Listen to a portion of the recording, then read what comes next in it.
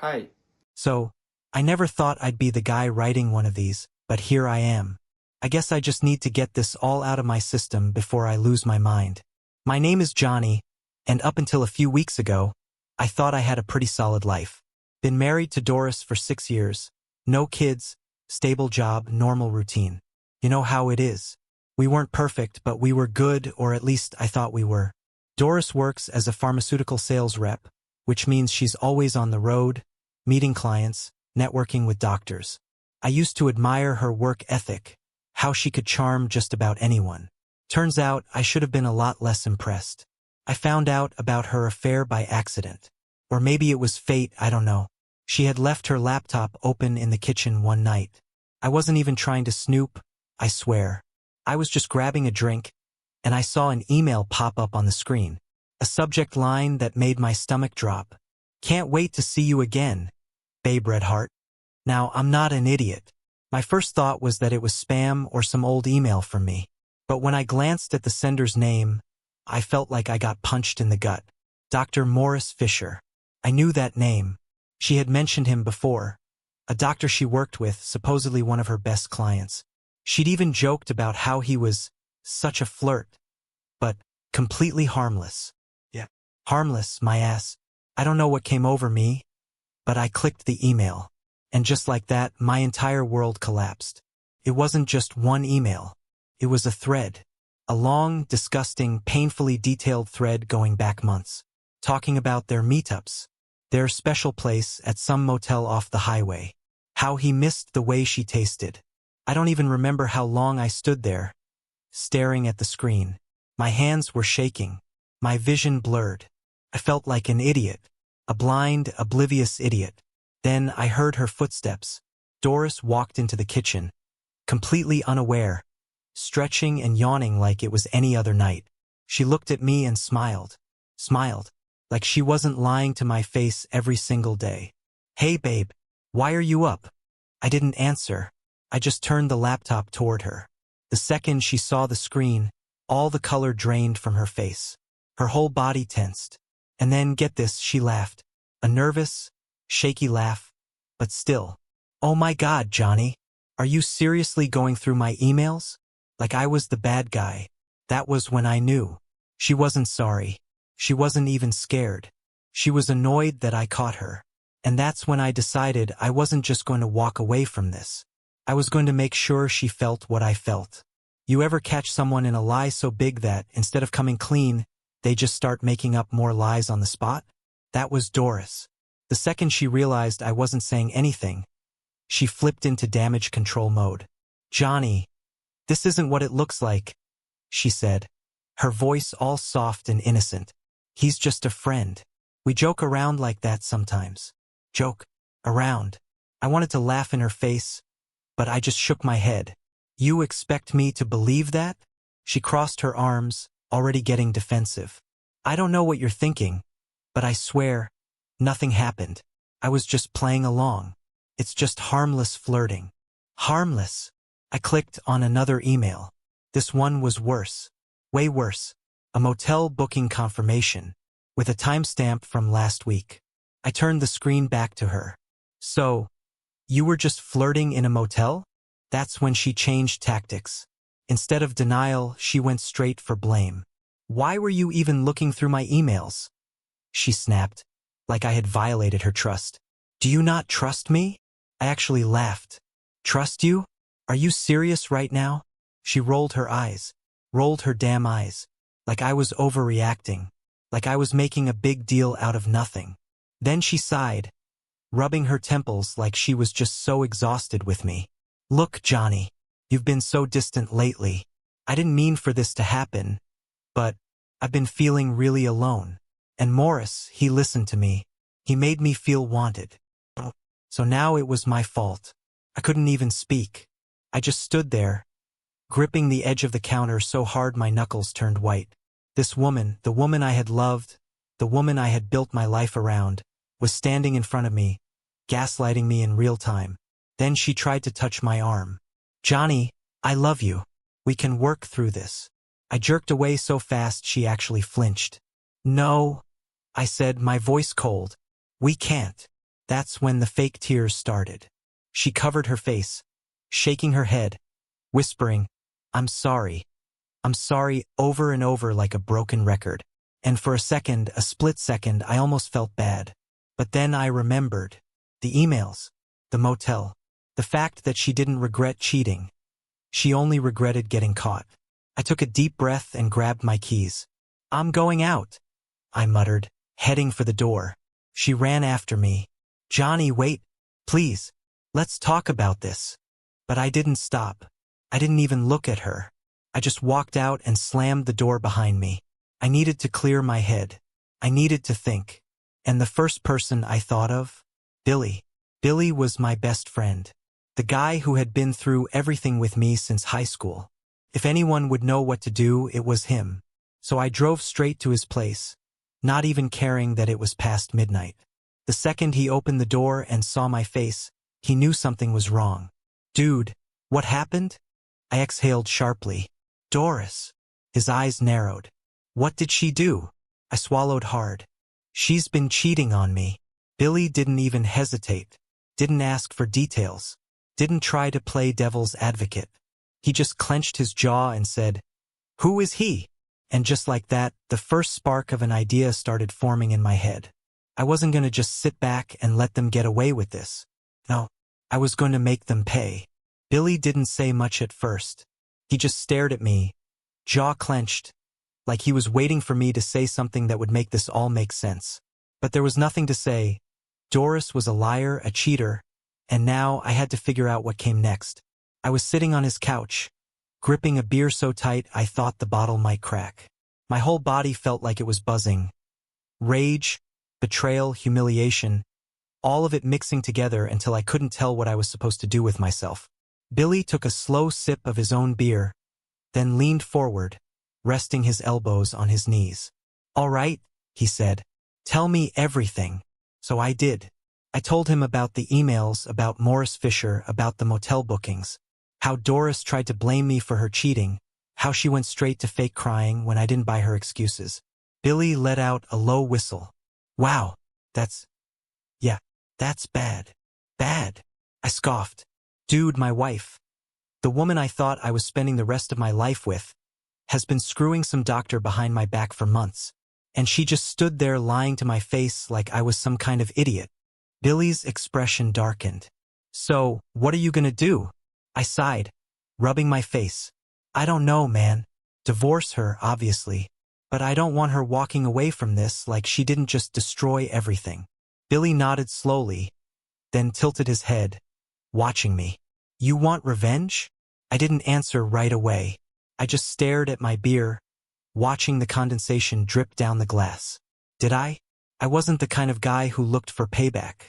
I wasn't a saint or anything, but I had always believed in taking the high road. But now, the thought of Doris and Morris getting away with this, moving on like nothing happened, it made me feel sick. I looked up at Billy. Yeah, I muttered. I think I do. Billy grinned. Not just any grin, his troublemaking grin. The one I hadn't seen since high school, back when we used to pull pranks on teachers or sneak out past curfew. Oh, buddy, he said, cracking his knuckles. We are gonna make this hurt. I exhaled. Nothing violent, I warned. I just want to humiliate them. Make sure everyone sees them for what they really are. Billy smirked. Oh, don't worry. I've got the perfect idea. And that's when he laid it out. Plan. A way to make sure Doris and her little doctor boyfriend got exactly what they deserved. And the best part? They would never see it coming. Billy's plan was simple. Ruthless, but simple. Step 1. Use Doris's own email to set up her lover. Step 2.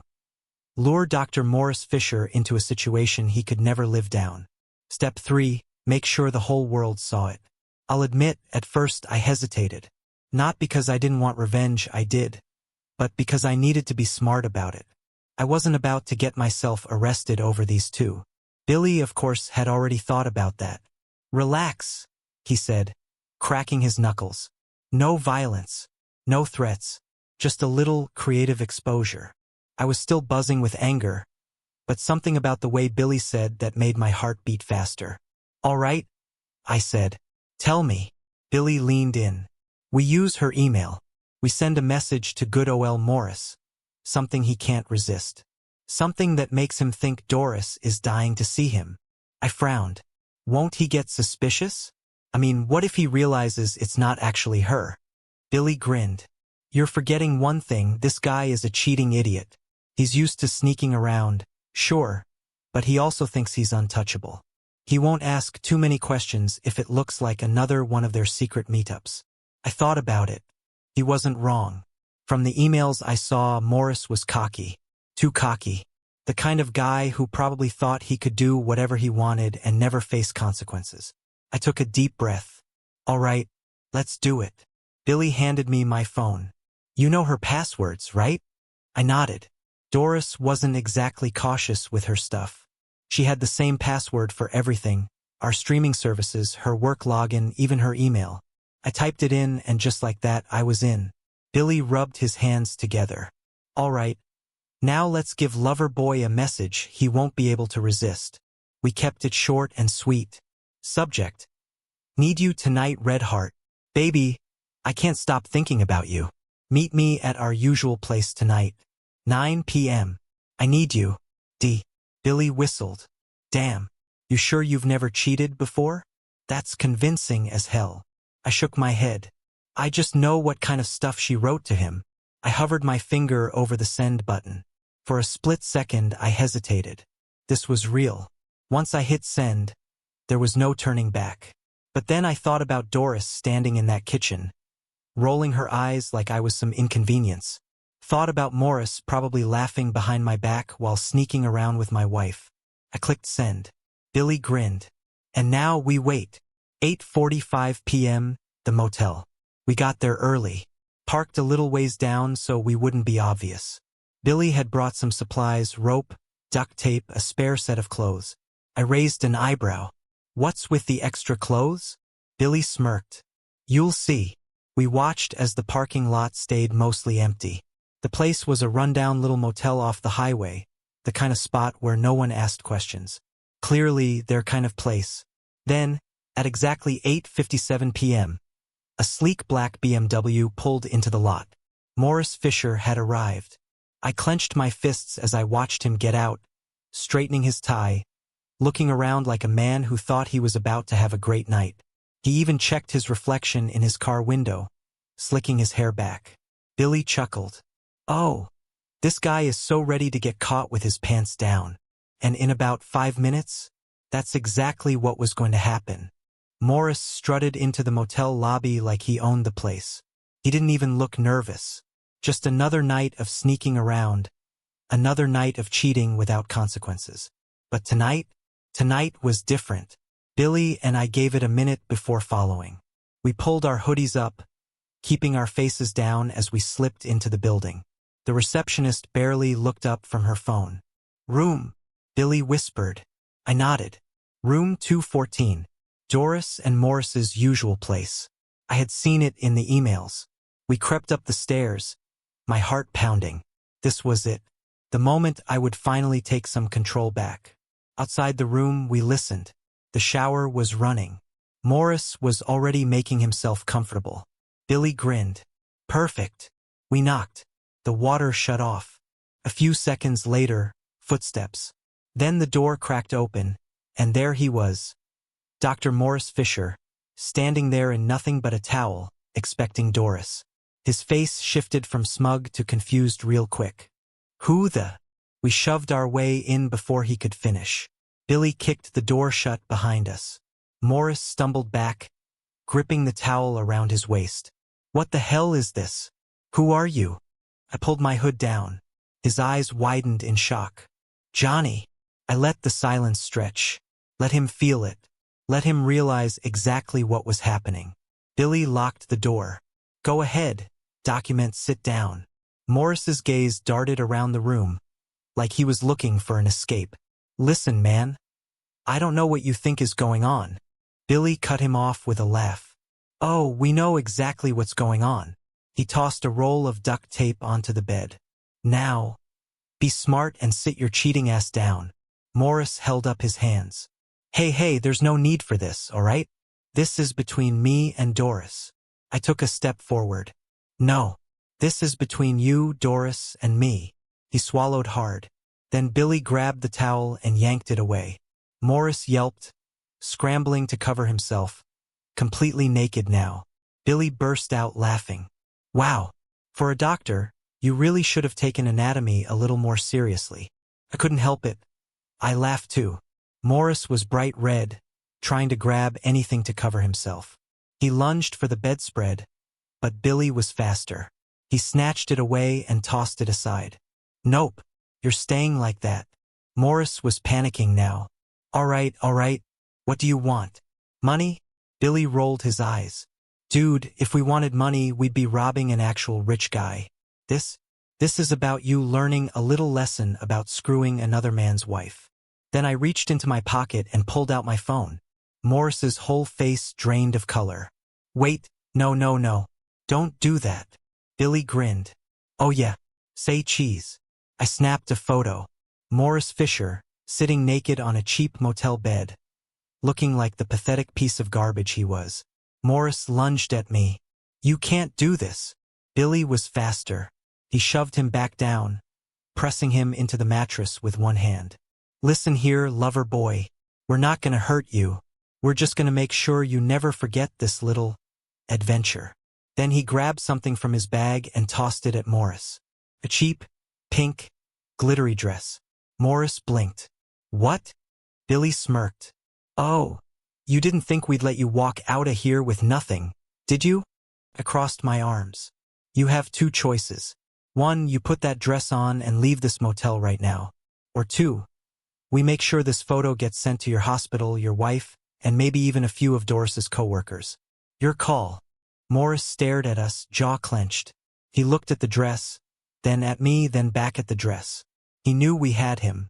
Slowly, humiliated beyond belief, he slipped the dress over his head. Billy chuckled. Ah, Doc, pink is so your color. I held up my phone again. One more for the road. Snap. Morris's voice was shaky. We're done, right? You got what you wanted. Billy nodded. Oh yeah, we're done. But you might want to hurry up. We may or may not have called a news tip line about a suspicious man at this motel. Morris's eyes bulged. You what? Billy just grinned. Better start running, document. And that's exactly what Morris Fisher did. Morris bolted out the door, still barefoot, still in that ridiculous pink dress. Billy and I watched from the parking lot as he ran across the lot, trying to cover himself. A few people turned to stare. Couple even laughed. Then, right on cue, a police car pulled in. Billy nudged me. Timing's perfect. Morris froze. The cop rolled down his window. Sir, is there a reason you're running around like that? Morris stammered. The cop frowned. Have you been drinking? Billy and I exchanged looks, barely holding back laughter. Morris looked like he wanted to disappear. We didn't stick around to see the rest. The damage was done. As we walked back to my car, Billy clapped me on the shoulder. That, my friend, was beautiful. I exhaled, feeling lighter than I had in days. Yeah, it was. But we weren't done yet. Doris was next. I got home late. Doris was waiting, arms crossed, fake concern on her face. Where were you? She asked. I didn't answer, just tossed my keys on the counter. She stepped closer. Johnny, we need to talk. I let out a small laugh. Oh, we'll talk. She hesitated. I know you're upset, but we can fix this. I pulled out my phone and held up the picture of Morris in the dress. Her face went pale. What is this? I smiled. That's your boyfriend. Doris's mouth opened, then closed. She looked trapped. Good. I put my phone away. Now sit down. We're gonna talk about divorce. Doris didn't sit.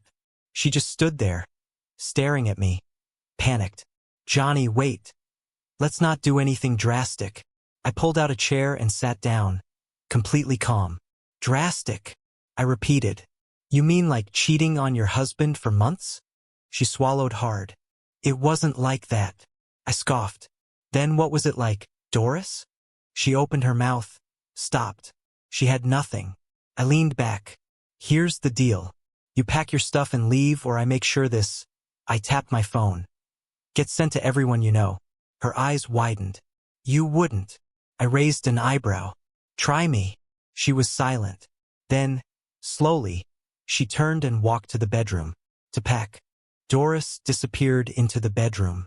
For a moment, I just sat there, listening to drawers opening and closing, the rustling of clothes being stuffed into a bag. She wasn't crying, wasn't begging.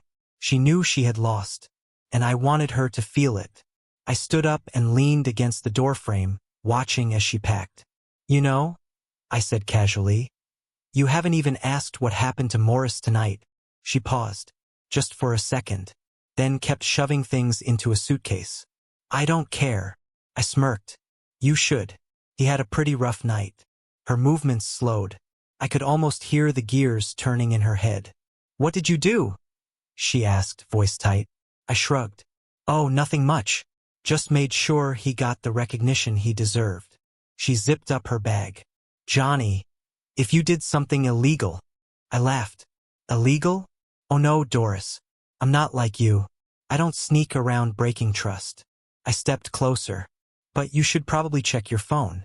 See if your little boyfriend reached out. Doris hesitated, then grabbed her phone from the nightstand. She unlocked it, scrolled, and then her eyes went wide. I knew exactly what she was seeing. Morris, probably furious, ranting about what happened at the motel. About the dress, the cops, the humiliation. Her hands tightened around the phone. You! I cut her off. Me? No, you did this. You threw away our marriage for a cheap thrill. You lied to my face. Again and again. I gestured to her suitcase. And now you're gonna live with the consequences. She stared at me, breathing heavy. Then she tried one last pathetic attempt. Johnny, please. Her voice softened. I know I messed up, but we've been together for so long. Don't you think we owe it to each other to? I held up a hand. Stop. She flinched. I sighed, shaking my head. You don't love me, Doris. You love the idea of me, the security, the fact that I was always there, always reliable. I stepped past her, opening the bedroom door wide. But not anymore. She didn't move right away, so I said the words that finally made it real. I don't love you anymore. That hit her. I saw it. Her face crumpled for just a second before she caught herself. But it was there. Without another word, she picked up her suitcase and walked out. I followed, watching as she hesitated at the front door. She turned back, like she wanted to say something, but I just opened the door for her. She swallowed hard. Then, finally, she stepped outside. I didn't wait for her to leave.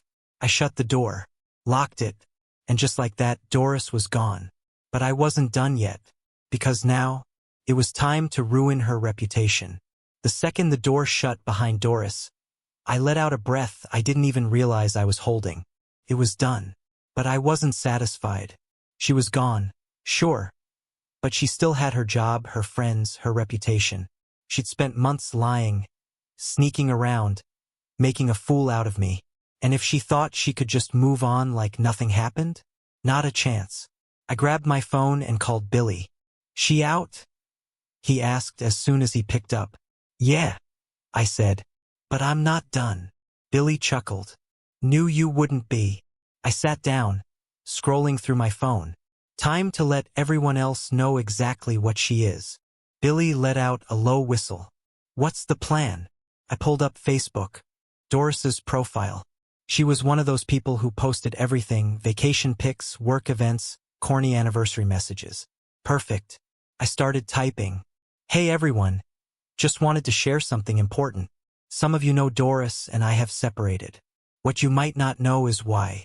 For months, she was having an affair with Dr. Morris Fisher, sneaking off to motels while I was at home thinking we had a happy marriage. I found out through emails she left open on her laptop. She lied straight to my face. When confronted, she blamed me for it. I'm done protecting someone who had zero respect for me. Just thought the people who actually care about honesty should know. I attached the photo of Morris in the pink dress. Billy burst out laughing. Dude, You are a savage. I hit post. Almost instantly, the notifications exploded. Some people were shocked. Others, not surprised at all. Wow, I thought Doris was better than this. Holy crap. I knew something was off about her. Is that really Morris? LMAO. Bro, you won the internet today. But the best part? People from her work saw it. Less than an hour later, I got a message from one of her coworkers. Hey, just letting you know, this is spreading fast. The higher-ups at her company saw the post. They don't tolerate ethical violations like this. She might be in serious trouble. I grinned. Doris wasn't just losing me. She was about to lose everything. It didn't take long for the fallout to hit Doris. The post spread fast. People from her office started commenting, and the messages started pouring in. Some were defending her. Some were tearing her apart. But the best ones? Wait, is this the Morris Fisher from Hospital Name? This is insane. I worked with him. Dude always acted like he was untouchable. If HR sees this, she's done. And then, just 2 hours later, Doris called me. I stared at the screen, watching her name flash. Billy glanced over. You gonna answer? I smirked. Oh yeah. I picked up. What? Her voice was shaking. Johnny, what did you do? I leaned back, completely calm. Oh, you mean the post? Just a little public service announcement. She sniffled. You're ruining my life. I scoffed. Funny. That's exactly what I thought when I found out my wife was cheating on me. She started crying. They put me on leave, Johnny. HR is reviewing the situation. I might get fired. I let that sink in. Doris had lied to me, betrayed me, disrespected me, and now that her actions had real consequences, she was suddenly the victim? I sighed dramatically. Wow, must be hard. Maybe you should call Morris for support. Silence. Then, barely a whisper. He blocked me. I bit back a laugh. Of course he did. Morris was a coward. He wasn't going to risk his own career trying to save Doris. Billy, who could hear everything, nearly choked on his beer. Doris snapped. You're so cruel. I made a mistake, Johnny. People make mistakes. I stayed quiet for a moment. Let her sit in it. Then I spoke, voice cold. You didn't just make a mistake, Doris.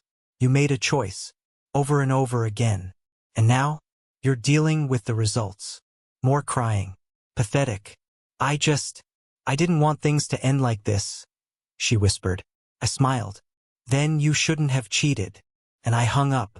Billy burst out laughing. Dude, she is losing it. I exhaled, feeling lighter than I had in weeks. But I wasn't done yet. Because Morris? He still had a reputation to lose. After hanging up on Doris, I turned to Billy. All right, I said. Now it's Morris's turn. Billy grinned. I was hoping you'd say that. I already had one picture of Morris, him sitting on the motel bed, naked except for that ridiculous pink dress. But I wanted to bury him. I grabbed my phone and did a little digging. Morris had a public LinkedIn profile, all professional, all serious. Dedicated healthcare professional, respected in his field, blah blah blah. I smirked. Time to fix that. Step 1, the anonymous email. I created a fake email account, something professional sounding. Then I started typing. Subject, urgent, ethical misconduct, Dr. Morris Fisher. Dear Hospital Name HR, I am reaching out regarding an urgent matter involving Dr. Morris Fisher. He has been engaging in inappropriate relationships with pharmaceutical reps and has been conducting personal affairs in motels while representing your hospital. This behavior raises serious ethical concerns about his professional conduct. Attached is a photo taken recently, which may provide more context. I believe this matter should be investigated immediately. Patients and the hospital deserve better standards of professionalism. I attached the photo of Morris in the dress. Billy looked over my shoulder. Dude, this is evil. I hit send.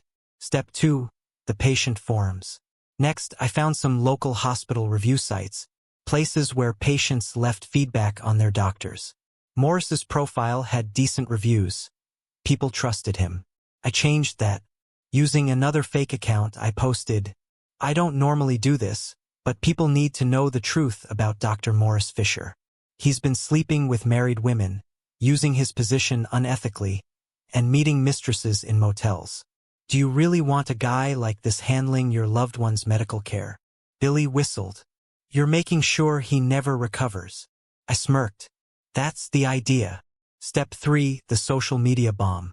The final blow? Sending his wife everything. Oh yeah, Morris was married. His wife, Claire Fisher, had a Facebook profile full of happy family photos. I found her email. Sent her everything. "Hey Claire, hate to be the one to tell you this, but your husband has been sneaking around with my wife for months. Here's the proof." I attached the emails, the motel receipts, and, of course, the pink dress photo. Billy doubled over laughing. "He's gonna wish he never met Doris." I leaned back, satisfied. Good. The aftermath. Within 2 days, the damage was everywhere. Morris's hospital launched an investigation. His wife left him, moved out immediately. His LinkedIn, flooded with people mocking him. The pink dress photo made its way to his coworkers. And just like that, Dr. Morris Fisher's perfect life was in flames. As for Doris, she texted me again. "You went too far." I smiled. "No, Doris.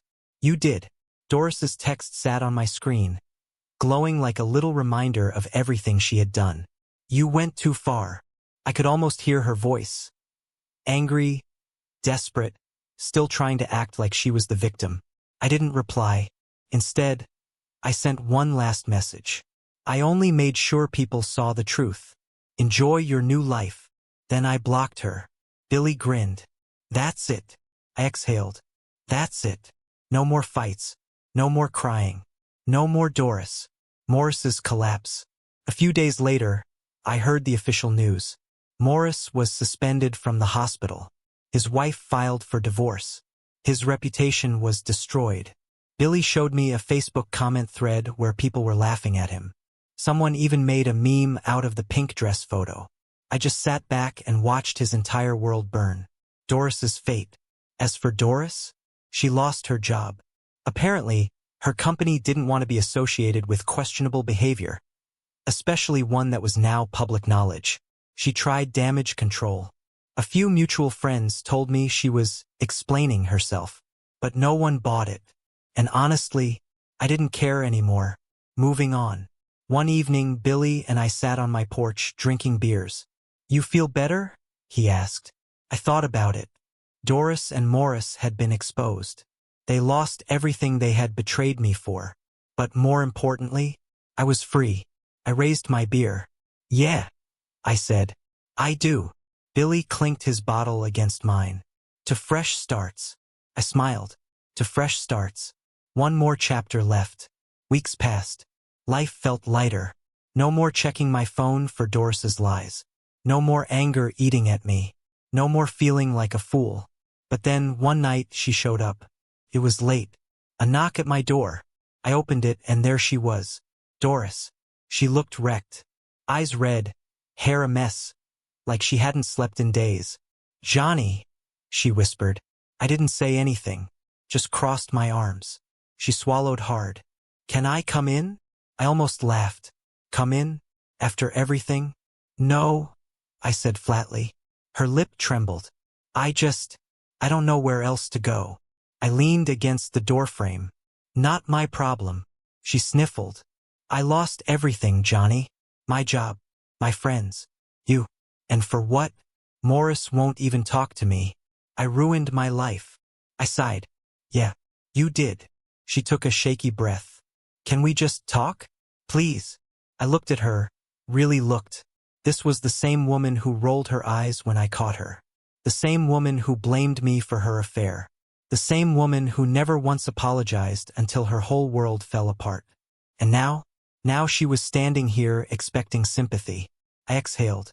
"Doris." She perked up, hopeful. And then I said the words that finally set me free. "I don't care." Her face crumpled. I stepped back and closed the door, locked it, and never looked back. I stood there for a moment, staring at the door. Doris was gone. For good this time. And with that final conversation, something inside me shifted. I wasn't angry anymore. I wasn't bitter. I wasn't carrying the weight of her betrayal. I was just done. And it felt good. Moving forward. The next morning, I woke up feeling lighter than I had in months. No more checking my phone for updates on Doris or Morris. No more obsessing over revenge. I had won. They lost everything they threw me away for. And me? I had my life back. Billy came over that evening with a six-pack. "So," he said, cracking open a beer. "What now?" I thought about it. About everything I had been through. About everything I had lost. And everything I had gained. Then I grinned. "Whatever the hell I want." We clinked bottles, and for the first time in a long time, I felt free. Goodbye.